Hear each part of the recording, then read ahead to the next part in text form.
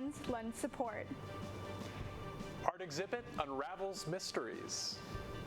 Lacrosse team scores points on campus. Welcome to Night Vision News. I'm Becca Payne. And I'm Ben Revere. Thanks for joining us. Emotional support animals are an important part of campus life for some students. Henry Powers brings us more. It's been over a decade since Wartburg College adopted the idea of having emotional support animals on campus. Now, students are using their furry friends to help improve their quality of life. Riley Barnhart, a first-year student majoring in social work, has had her dog Molly, an Irish Wolfhound Great Pyrenees mix, by her side since high school. After I got her, it benefited my grades in high school. And just kind of having her around has just benefited me. And she's almost like a non-medicational mood stabilizer is what she is. Counselor at Wartburg, Molly Wirtz, said the presence of animals in general on campus has been a popular event for students. What I do know is that in my time here, when we have been able to bring pets to like a stress-free zone that we've had, it's packed. I mean, students love having dogs around. Barnhart, who hasn't been away from Molly for more than a weekend, said the emotions shared are very evident. She has all of the normal excitements and sadness of a dog. I'll have someone watch her if I have to go away overnight, and she just gets sad. And I had someone watch her over the weekend when we just went on tour, and longest time I've really ever been away from her. And she definitely was just like, I don't like this. Some people may confuse the difference between emotional support animals and service animals, but Disability and Access Coordinator Nicole Willis talks about the differences between the two. A service animal that can go anywhere on campus. Emotional support animals it's probably the biggest difference. They're not trained animals.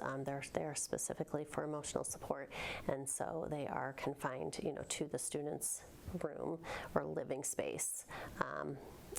Except for, they can obviously go out for walks and to use to go to the bathroom and things like that. The experience of having an emotional support animal and how it affects others is something Barnhart overlooks at times. My roommate, she's never had a dog before, so watching her become a dog person has been really entertaining. So stuff like that. If you have a ESA, it's not just for you, it's also for the people around you. Wirtz had one reminder for students who are looking into bettering their mental health through emotional support animals. We don't want students to replace mental health treatment with just having an ESA. So we also, typically, if a student has an emotional support animal, we would like to see them also doing counseling. Some students are, they take psychotropic medication to alleviate symptoms as well. And so we still want students, even if they have an ESA, to maybe be in counseling, to be learning different coping skills, different ways to manage anxiety and depression and even stress. Barnhart plans to have Molly around for the May term and the 2023-2024 school year. Reporting for Night Vision News, I'm Henry Powers. Thanks, Henry, for highlighting our friends. Next, reporter James Mossman takes us into the world of Joe Cooley at Newman Auditorium. In the basement of the IT building, there is the office of Joe Cooley, production manager of Newman Auditorium, who explains his job simply. Clean up messes. But more specifically, production manager, tech director, I manage spaces. What I'm supposed to do is I get the information. We want to do an event, so I help you plan out what we're going to need. We schedule rehearsal times and production times when we're going to actually perform. Cooley's path wasn't straightforward, but it got him to where he is today. So I did acting in school and loved that stuff, and started doing a little tech theater in school, high school and middle school, a little bit of that stuff, and that was always fun. I was kind of ambling around after that, doing odd things here and there, and got a job eventually at a children's theater in San Antonio. So as the fresh hire, you kind of are well, what can you do? Are you going to work phones? Are you going to do admin stuff, operations? Are you sometimes people do tech? And so a lot of the actors also did tech, so I kind of went into that area and I was good at it. But why does Cooley choose Wartburg? There's no real reason for anyone to be on Newman Crew. Like but like that. Then again, like that's what I love about it. Like theater that we do is always like people. We're the lost souls. Like we're the forgotten bunch. You have to be a little crazy and weird to do what we do. And so like if you find those people, I'm all in. You know what I mean? Like that's what it is. That's all it is. I'm James Mossman for Night Vision News.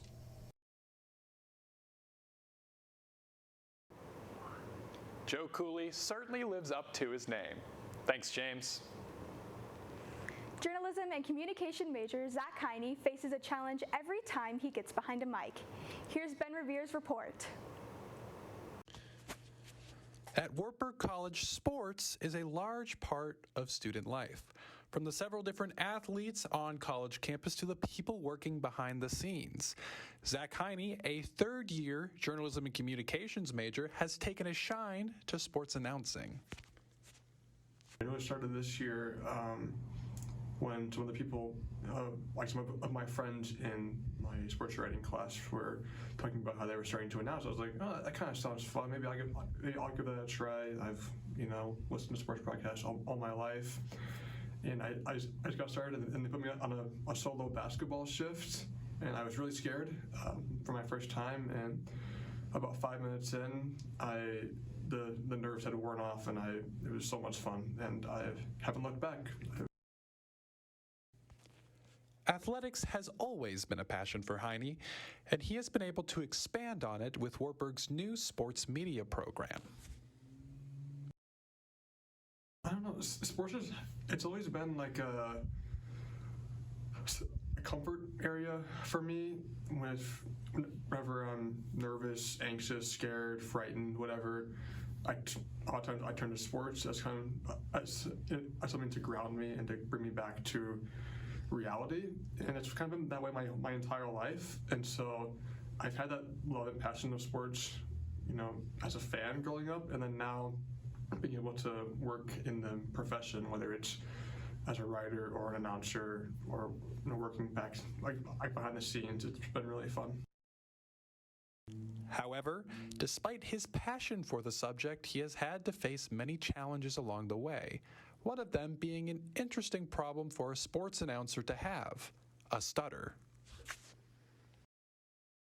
Yeah, so being an announcer, obviously I'm talking a lot. Mm-hmm. There's a lot of my words and phrases going out on the air, and I do have my stutter. I do it every broadcast multiple times, and it's kind of annoying. I'm not going to lie. I wish I did not have a stutter. That would be wonderful, but I really just want to be someone who people can look at and say, hey, like they have a stutter and they're succeeding in this industry, I can do the same thing. I kind of want to be that person that people can look up to and say, if they have a stutter, that they can look at me and say, okay, he's doing it in this business, why can't I do it? Because I never really had that growing up, so I'm hoping to be that person for someone. Thanks, Ben, for an inspiring piece of work. Baseball player Carter Stubitz has a lot to say about water awareness. Will Armstrong has the story. Carter Stubitz is a third year at Wartburg who is the Water to Thrive president, one of the most unique student-led organizations on campus. He describes how he first got involved at an activity fair listening to the Water to Thrive representatives talk about the issue. I quickly learned that water insecurity is a really pressing issue, not just in the U.S., but in the entire world. And I believe that every person, regardless of who they are, deserves access. Stubitz has many responsibilities as president of Water to Thrive, their main activity being the Water Walk, that gives an idea of how far those that are not close to clean water in Africa have to walk to the nearest well. So what we did is we wanted to emulate that via the female athletes on campus. So what we did is we started at main campus, Old Main, and we walked to the river, had them fill the jerry cans, and then had them walk back just to kind of simulate what it would be like. In addition to being a leader for the Water to Thrive chapter at Wartburg College, Stubitz is in a multitude of other activities, which showcases all-around skills that he has been able to develop through the wide range of opportunities here at Wartburg. I'm a captain of the Wartburg baseball team. Not just being a captain, but also being on that team has really improved my leadership, teamwork skills. It's a lot of fun, and I look forward to seeing my teammates every single day. I'm also involved with FCA. I'm one of 2 baseball representatives for the Wartburg Student Athlete Advisory Committee. Also involved with Dance Marathon, Catholic Nights, and then also being a Baldwin Fellow. Stubitz explains how he manages his long days, starting with a Bible-led podcast and a plan on how he's going to attack each activity that is bound to come his way. No matter the day, you can bet he's going to have something to do. Good job, Will, of showing us the many sides of Carter. After a short break, we will be back with more news.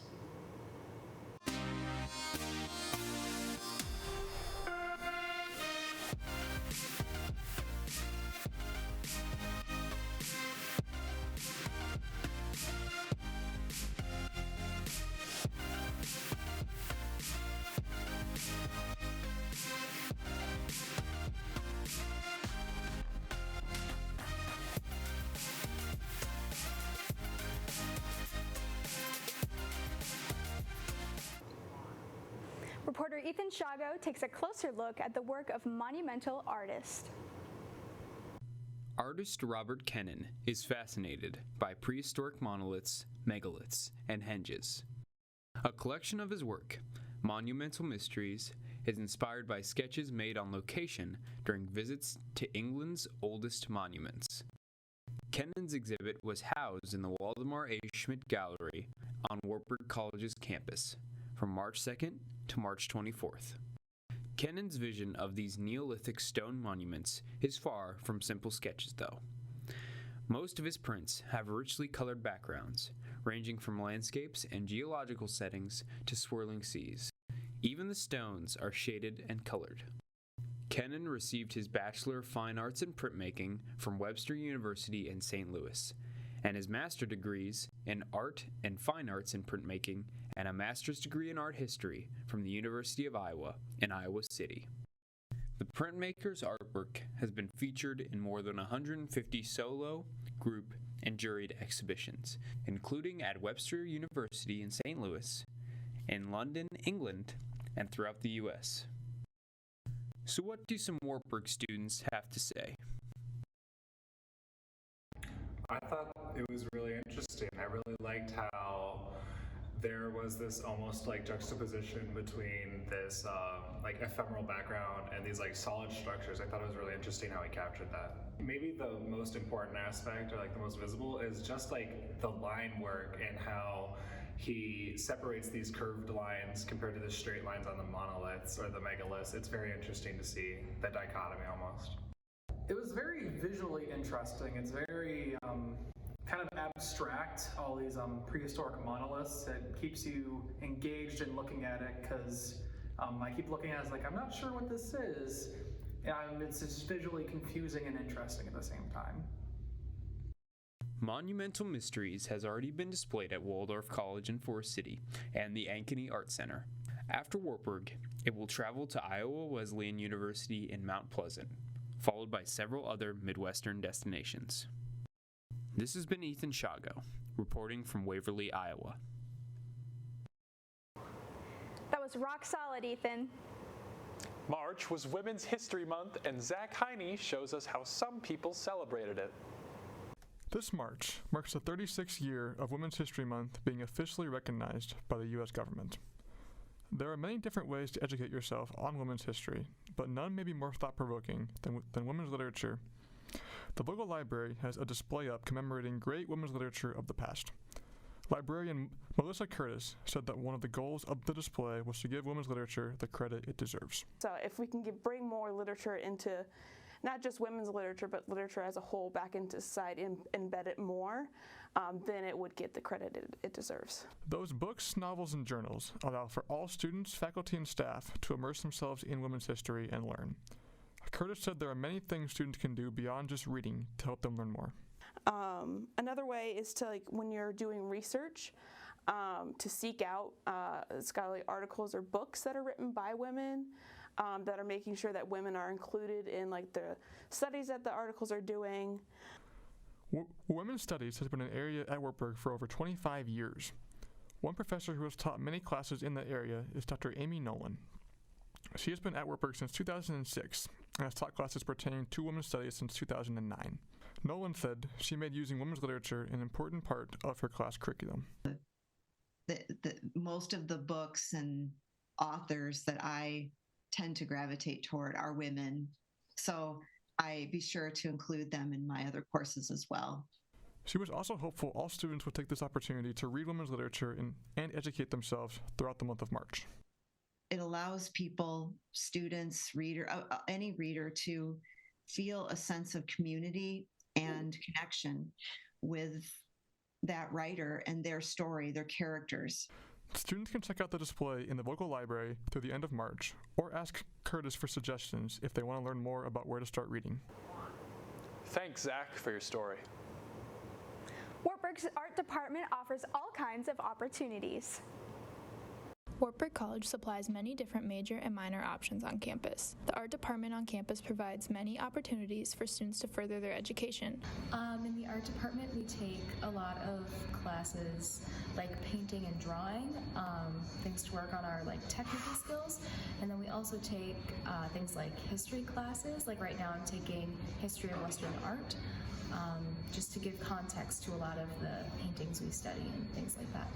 With all the classes offered, the graphics classes focus more on excelling in Adobe. We use Adobe Illustrator, InDesign, Photoshop, anything in the Adobe suite.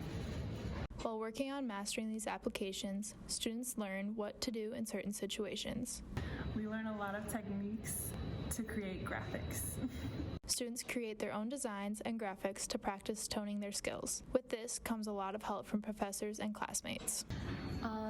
In a lot of the more technical classes, the professors will offer critiques. Other classmates also offer critiques. Yeah.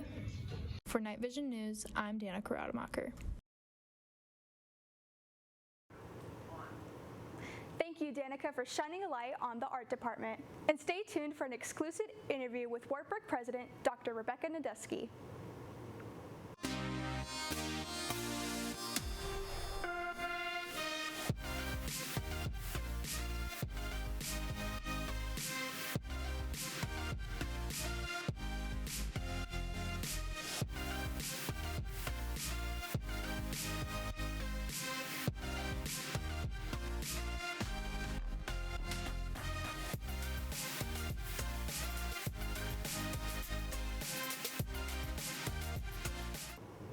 As Wartburg President Dr. Rebecca Nadeski closes out her first year, Night Vision News reporter Zach Heine sat down with her to talk all things Wartburg.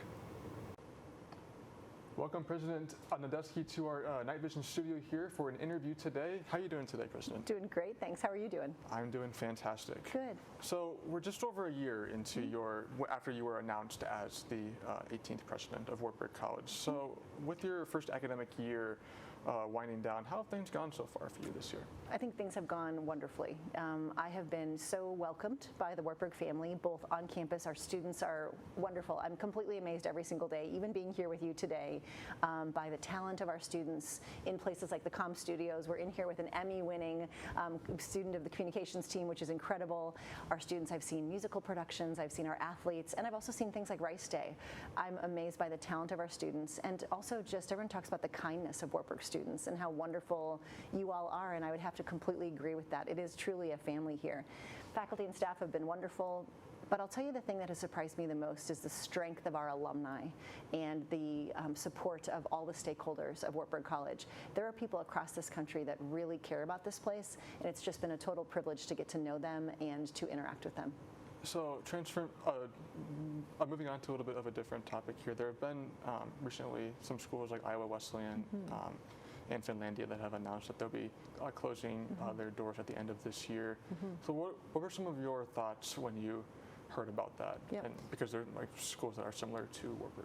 The first thing and the most important thing for everyone to know is that Wartburg is in a good situation. We are really, really blessed with the student population we have, with the hard work that's been done in advancement to create a really strong, large endowment, and also to have an admissions team that works hard every single day to attract as many students as possible to Wartburg. Our ensemble conductors and our music instructors are doing a great job of recruiting music students. Our coaches are doing an incredible job of attracting athletes. Our faculty and staff are really trying to find those points of distinction to make sure, like this is a great example of something that's so distinct about Wartburg College that would be a big draw for students to come here. What we need to do, more important now than ever, is tell the story. Why is Wartburg special? What is it that brings people here, and why do students enjoy their time, learn here, thrive here, grow here, challenged and nurtured for lives of leadership and service, right? It is amazing to think about what we have at Wartburg and how many people could benefit from it. We've just got to make sure we're telling the story.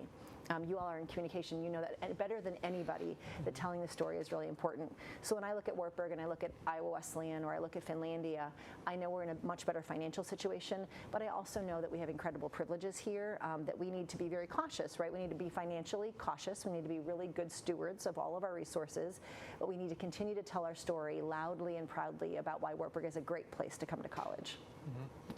What do you want the student body to know about you? And what do you want, like when they, because I feel like there's a stigma sometimes, like with the president. It's like, it's president, she doesn't want to, she might not want to speak with me. It's like, what do you want the student body to know about you when they approach you? Yeah, it's interesting. We had a Dean of Spiritual Life campus on campus last week, and she said something, and I thought, yes, that's what I want. I want every student on this campus to believe that Wartburg College is, wait for it, radically student-centered, that you are why we are here. Now, I'm busy. Like, I have to look at budgets. I have to meet donors. I have to meet alumni. I have to work on strategic plans. There's lots of things going on. And so, yes, we're busy. Like, your administrators are always busy. And I may look busy, but you are why I am here. You are why I took this job. And so when the students see me, I want them to say hello to me. The students people ask what brings you the most joy in your presidency. It's each one of you. And so I may look busy and there may be stressful parts of my day, but you are what brings me joy and you are why we are here. Awesome. So then hopefully one of the things that can help with some of that stress is a new member of your presidential family. So tell us a little bit about Toby. Yes, so we have a new presidential puppy. His name is Toby, and he is named because he has little white toes, so that's his name, Toby. He is a Havanese. A very close friend of mine has one of these dogs who is the most kind, gentle, loving little creature. So I was trying to think of what would be the best little campus dog that we could have, and therein lies this great opportunity for Toby to come to campus. And so far he's visited HR and Res Life. He's now in the communications department. I think he may be coming on the set here in a second. But he is, hopefully everybody will see him on campus and pet him and play with him and love him as a member of our Wartburg family. Yeah. Awesome. Yeah, as Toby is here.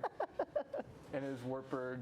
It is Wartburg t-shirt. When I left him in student life yesterday, he came back in a Wartburg t-shirt. So yes, so Toby is cuddly and sweet and soft and furry. He'll get to be about 10 pounds, so he'll stay little.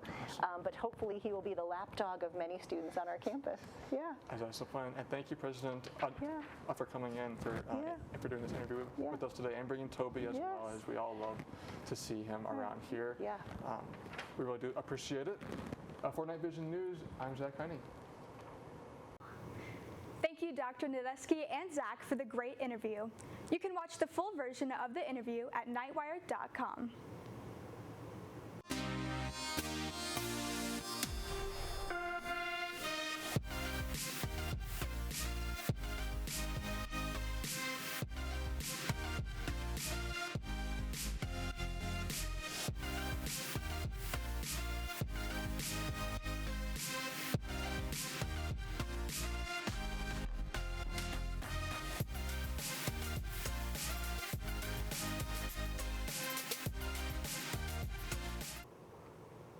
Welcome to Night Vision Sports. I'm Jax Cadell.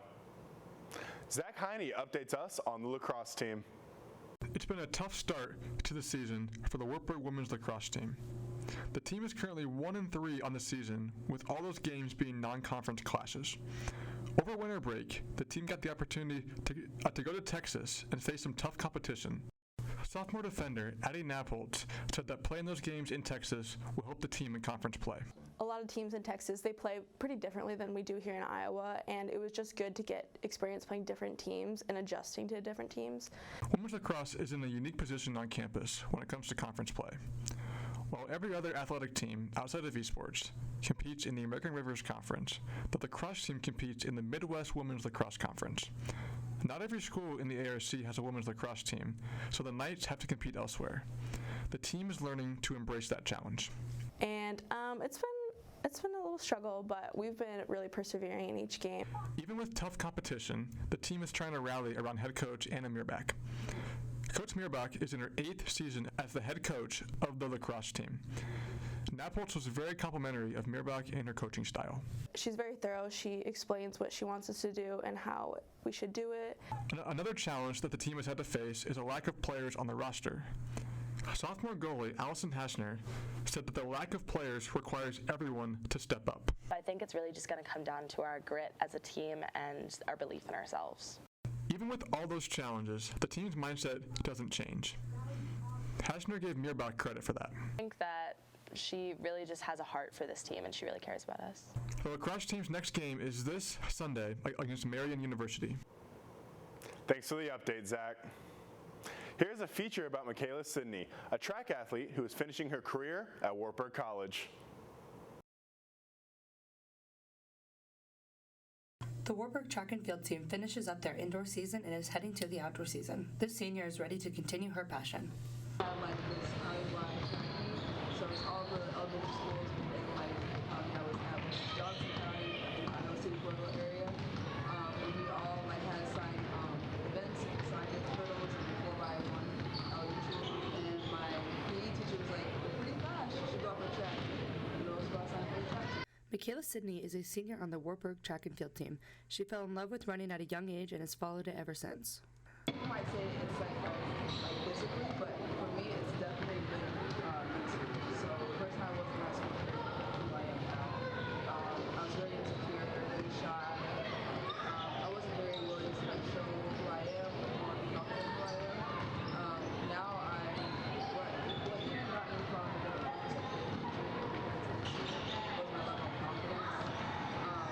was my level of confidence and the way I think about it. Brody Stark is a sophomore who runs sprints on the track and field team. Michaela's somebody that's always super upbeat at practice. Something I always notice about her is just like she always has a positive attitude, especially when we have like really hard workout days. She's somebody that'll still just be cheering on her teammates and encouraging all of us to do better. So. I just want to highlight to the fact that this track team is not just a team. And the person you see walking around campus are not who I and she was and how we did our experience. Thanks, Gabby, for that well-written profile of Michaela. And finally, Ben Revere gives us a closer look at the Wartburg esports team. When people think of college sports, sitting at a computer screen is not what usually comes to mind. However, for some students at Wartburg, it is. Esports, short for electronic sports, is a form of competition using video games, and one of the players has a history with it. Third-year computer science major Joey Gertz. My high school esports team was started up, and the game was League of Legends there. So I was like, oh, I used to play that game, and I gave it a shot. Gertz was one of the founding members of Wartburg's team, according to Nick Van Lanningham, the captain of the League of Legends team, and is one of the major reasons it is alive today. Originally, it was actually just Joey and I that were sort of in the program that we knew of before, meeting the other members of the team today. And he's been with the program pretty much as far as it's been, alive. Now in their second semester, Gertz has found a love for the community the team brings. We all like the game. We all have fun playing the game, and that's a big part of it. But I think just the environment of being on a team and sort of having something that we all strive and work for, we're all trying to improve. We all push each other to improve. And just that environment of being together on a team, working together on the team, and all the highs and lows that come with it is a really great experience that I value a lot.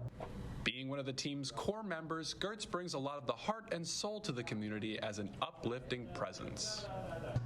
I would say Joey plays a very important role in keeping the mentality and sort of the, I guess you could say, almost ethics of the team alive. You know, a lot of times, especially when, you know, we get in, you know, like loss streaks or like a tough loss even, it becomes really easy for us to get into like the pitfall of just being like super negative. And I think Joey's, you know, mentality and just sort of his fun personality just kind of helps us get through that tough time. Thanks for your work on this story, Ben. Thanks for watching Night Vision News. For Becca Payne and Jax Cadell, I'm Ben Revere.